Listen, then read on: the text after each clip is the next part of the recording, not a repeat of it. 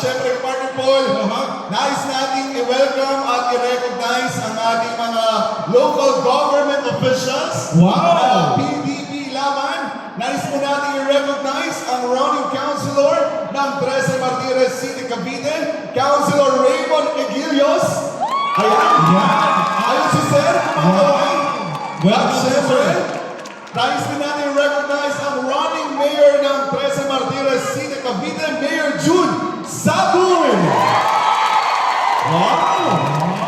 Grabe ang suporta ng mga taga-Tres Martires Cavite sa ating mga kababayan natin na nandito ngayon. At syempre, Partner Paul. Ito na nga, at sinasabi na natin kanina, maya-maya lang ay may mga papakinggan tayo na magsasalita para naman sa suporta nila dito sa PDP Laban Slay. At syempre, huwag natin patagalin pa, Partner Jason, dahil dito. Tawagin natin sila lahat sa mga political vloggers natin sa pangunguna po ni Dan Shine. Nandito po. Nandito rin si Pambansang Loyal. Pambansang Loyal, akit tayo dito sa stage. Hindi rin magpapuli si VMR. Nandito na ba? Yes, akit tayo dito sa stage. At syempre, si Sir Bato. Na nandito ngayon. Ayan, sila po ang mga political vloggers. At solid Duterte, sinusubaybayan ang mga kaganapan at hindi nahuhuli sa mga updates. Muli, nandito si Dan Chan, si Pambansang Loyal, si VMR, nandito na rin, Ayan, at si Sir Bato. at si Sir Bato. So bibigyan natin sila ng pagkakataon para magbigay ng kanilang suporta, mensahe para sa PDP Laban. Ayan, Sir Danson. Yes, magandang hapon po at mainit na hapon. Kasi init po ng inyo pong pagtanggap kay ng PDP Laban dito po sa 13 Martires, Cavite. Bayan po ng mga bayani. Madali lang po ang akin, hindi magtatagal ito. Babalikan ko lang po mga kababayan yung kwento para malaman po ng ating mga kababayan, maaaring hindi po nila alam o yung iba, ngayon nyo maririnig, kung bakit po nangyayari sa ating ngayong panahon ito. Naalala nyo yung fiscal year 2023-2024. Nung panahon po na ginigipit po ng mga makakaliwang grupo, ito po ang ating mahal na Vice President Inday Sara Duterte. Sino po ang kanya po naging kakampi noon? Yung mismong anak at yung mga ngayong nanggigipit sa kanya. 2023 po yun, fiscal year budget. 2024, 2025, yung mga nanggigipit po kay VP Sara, kakampi na po ngayon. Doong mga kakampi ni VP ni Marcos ngayon. So, ano ang ibig kong sabihin? Doon pa lang po makikita nyo na ang pangigipit po, mga kababayan sa Duterte, ng mga makakaliwang grupo. Naalala ko, nandito pa si Ma'am Karen, nandito pa si Ma'am Sir Oliver. Kasama ko po ito, 2023, December 4, 2023, nang unang ipaglaban natin, si Tatay Digong. Unang inasuhan siya ng makakaliwang grupo, si Castro, na kung saan walang kwentang kaso pero na-dismiss. Bakit po tayo ngayon nandito? Bakit napakaraming tao ngayon dito? Dahil oras po ng kampanya. Pwede po ba akong humiling sa inyo? Pwede po bang pakitaas po natin ang ating mga kamay? Pataas lang po ng ating mga kamay. Sige po, taas niyo po. Yang mga kamay niyo yan nakasalalay ang pagbabago ng Pilipinas sa darating na Mayo 12. Pakibaba na po. Andaan niyo yung kamay niyo yan. Nasa kamay niyo po. Kaya po, mga kababayan, bakit kami tumatayo dito? Ako po, hindi po ako member ng KOGC. Hindi po ito pinag-uusapan ng mga reliyon. Nandito po tayo para po maghanap ng isang tunay na leader ng ating bansa. Kung paano po, mga kababayan, inumpisahan, gipitin ang ating dating Pangulong Rodrigo Roa Duterte, inuna po nila yung kanyang mga kaalyado. Nandiyan na po ang ating butihing pastor, sa isang tanong lamang na totoo ba na ang travel expenses ho ng speaker Tambaluslos ay 1.8 billion pesos, pinatawag po at pinakulong ang mga host.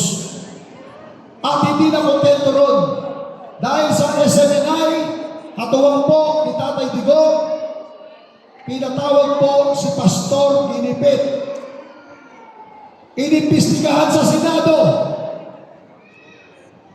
ni Risa Hontiveros kung saan lahat po ng mga witness doon ay sinungaling sapagkat hinamon po ng puting pastor, ang future senator, Pastor Apollo Kibuloy, na magdemanda kayo, pero may isa po, wala pong nagdemanda sa mga witness ni Risa Hontiveros.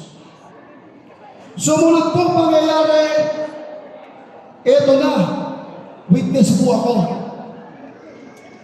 Mga kababayan, papayag ba kayo na ang mamumuno ng ating bansa ay sinungaling? Mahina. Papayag po ba kayo na ang namumuno sa ating bansa nuknukan ng sinungaling? May kasabihan tayo. Ang sinungaling, kapatid ng... Pakilakas po, ano po? Ang sinungaling, kapatid ng... ano sabi ni Bongbong Marcos? Lahat ng pumasok sa KOJC, walang mga barel, hindi armado. Nandoon po ako, nandoon po kami lahat, na-witness ko po, may mga barel. Wala pang 30 minutes, niransak na po ang KOJC sa likuran. Kung mapapanood niyo po yung video, nandiyan po si Jason sumisigaw. Nagbigay si Torre ng 30 minutes. Pasok kayo ng matino sa KOJC. Pero sa hangar, doon po sa mga gate, sa likuran, sinisira na po ng mga armado. Nagtataka ako.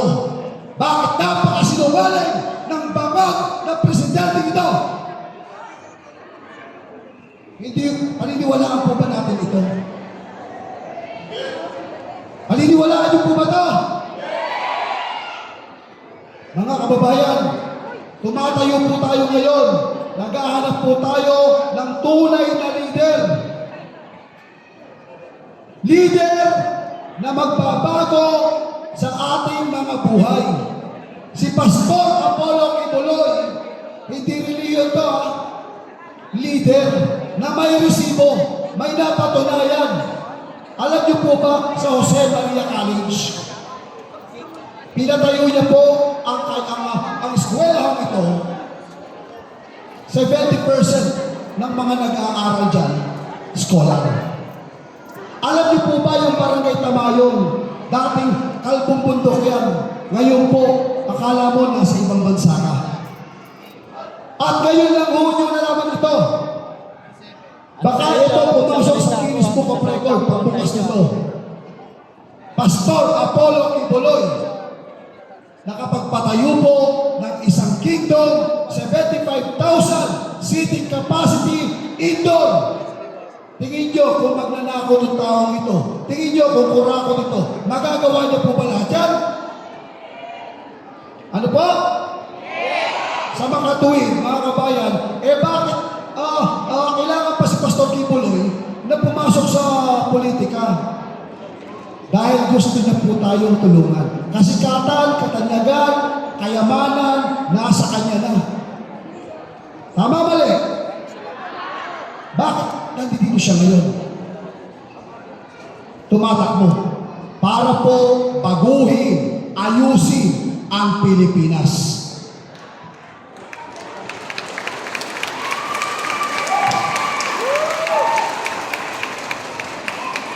Yung iba nga dyan, nangangako sa inyo, pag daw nanalo ng senador, ibibigay niya yung kanyang sahod. Oy, walang yaka! 30 taon ka nang naging senador, ngayon mo lang naisip ibigay yung sahod mo. O yung artista, yung isa naman, puro pangako ang binibigay, naupo na po sila. Mga kababayan, uulitin ko po. Bakit po namin sinusuportahan si Pastor Apollo Ibuloy? Sapagkat alam po namin, hindi ito magnanakaw ng kabanang bayan. Alam po namin na ito ang solusyon. Mr. Zero Corruption, number 23, sa Malota, Pastor Apollo Arion Ibuloy sa Senado. Maraming salamat po. Ayusin namin ang Pilipinas. Salamat Dacian at ang susunod na magsasalita, tawagin po natin si Pambansang Loya Palakpakan! Magandang hapon po, Kabetenyo. Assalamualaikum warahmatullahi wabarakatuh.